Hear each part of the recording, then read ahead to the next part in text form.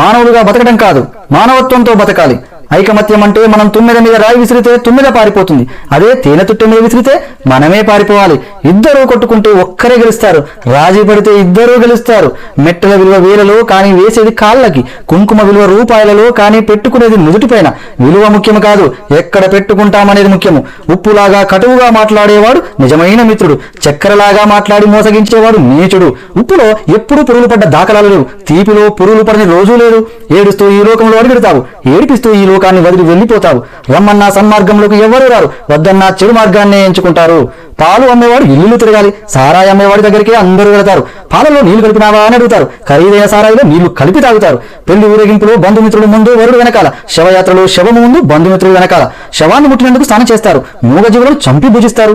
కొవ్వొత్తులను వెలిగించి చనిపోయిన వారిని గుర్తు చేసుకుంటారు, కొవ్వొత్తులను ఆర్పి జన్మదినాన్ని ఆచరిస్తారు. హే మానవా, పుట్టినప్పుడు జాతకము, మధ్యలో నాటకము, చావగానే సూతకము, అయినా ఆగదు జనుల మధ్య కౌతుకము.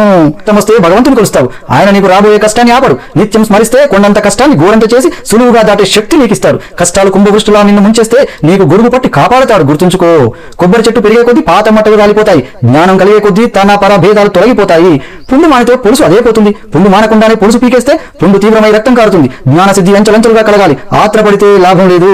సముద్రం అంత సమస్య వచ్చిందని దిగులు పడకు, ఆకాశం అంత అవకాశం కూడా ఉంది. తలెత్తి చూడు ముందు, నీపై నీకు నమ్మకం కావాలి, నీపై నమ్మకం నీకు బలం, నీపై అపనమ్మకం అవతల వారికి బలం. నీ బలం ఎవరికీ తెలియకపోయినా నీవు బతికేయచ్చు, నీ బలహీనత మాత్రం ఎవ్వరికీ తెలియనివ్వకు. నిన్నుగా బతకనివ్వరు. మరణం అంత మధురమైనదా? ఒక్కసారి దాన్ని కలిసిన వారు వదిలిపెట్టలేరు. ప్రకృతి కూడా అదంటే ఎంత పక్షపాతం. ప్రాణం పోయిన జీవుల్ని నీళ్లలో తేలుస్తుంది, ప్రాణం ఉన్న జీవుల్ని నీళ్లలో ముంచుతుంది. నీ పరిసరాలను ఎంత శుభ్రంగా ఉంచినా నీకు అనారోగ్యం రావచ్చు. బుద్ధి అనే ఆసుపత్రిలో, ఆలోచనలు అనే వైద్యుడు నీ రోగాలను తగ్గించగలడు. వాటిని ఆరోగ్యంగా ఉంచుకో. వెంటరాని ఇంటిని ఒంటిని రోజు కడుగుతావు, నీ వెంట వచ్చే మనసులు ఎప్పుడు కడుగుతావు? నిజాయితీ పరులు సింహం లాంటి వాళ్ళు. సింహం కూర్చోడానికి సింహాసనం ఎందుకు? అదెక్కడ కూర్చుంటే అదే సింహాసనం. నిజమైన నిజాయితీ పరులకు గుంపు అక్కర్లేదు. పండు తింటే అరిగిపోతుంది, తినకపోతే ఎండిపోతుంది. జీవితం నువ్వు ఖుషిగా గడిపినా, భయపడుతూ గడిపినా కరిగిపోతుంది. వచ్చే జన్మలో నువ్వెవరో, ఎక్కడ ఎలా పుడతావో, అసలు జన్మ ఉందో లేదో తెలియదు. నువ్వు నా వాళ్ళు అనుకుంటుంటే వాళ్ళు తర్వాత వాళ్ళ కోసమే బతుకుతారు. నీకంటూ ఎవరు ఉండరు, ఏమీ మిగలదు. అర్థం చేసుకుంటే పుట్టిన దగ్గర నుంచి పోయేందుకే మన ప్రయాణం. ఈ మాత్రం దానికి పుట్టడం ఎందుకో తెలియదు, తెలుసుకోవడంలోనే ఉంది కిటికంతా. అందుకే ఈ జీవితం అంతా. మరణం దగ్గర పడితేనే మహాసత్యాలు బోధపడతాయి. పని చేయడానికి పని మనిషి దొరుకుతుంది, వంట చేయడానికి వంట వాళ్ళు దొరుకుతారు. రోగం వస్తే నీ బదులు భరించడానికి ఎవరూ దొరకరు. వస్తువు పోతే దొరకచ్చు, జీవితం పోతే మళ్ళీ దొరకదు. తెరపడే రోజు ఏం తెలిసినా ప్రయోజనం ఏంటి?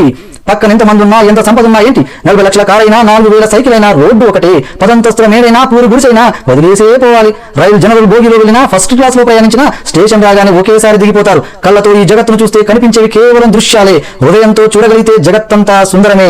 మానవులుగా బతకడం కాదు, మానవత్వంతో బతకాలి. సర్వే జనా సుఖినో భవంతు.